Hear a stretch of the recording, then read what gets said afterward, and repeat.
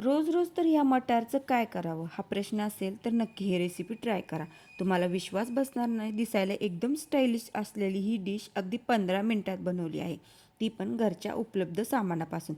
आणि टेस्टला तर एवढी जबरदस्त की एक दोन खाऊन तर तुमचं मन भरणारच नाही, ही गॅरंटी. ओले मटार मिक्सरला बारीक करायचे आहेत व एका बाउलमध्ये काढून घ्यायचे. एक कच्चा बटाटा मी साल काढून खिसून घेत आहे. याऐवजी तुम्ही उकडून स्मॅश केलेला बटाटा घ्या, त्याने अजून बाइंडिंग छान होईल. आता एका बाउलमध्ये 1 चमचा कॉर्नफ्लॉवर, 1 चमचा मैदा आणि पाणी घालून पातळ मिश्रण तयार करून घ्यायचे.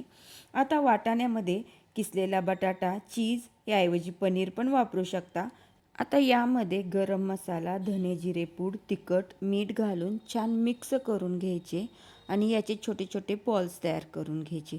आता हे बॉल्स ह्या पातळ मिश्रणामध्ये घालायचे आणि घरात जे खिरीला वापरतो त्या शेवया असतात ना, त्यामध्ये याला कोटिंग करून घ्यायचं आहे.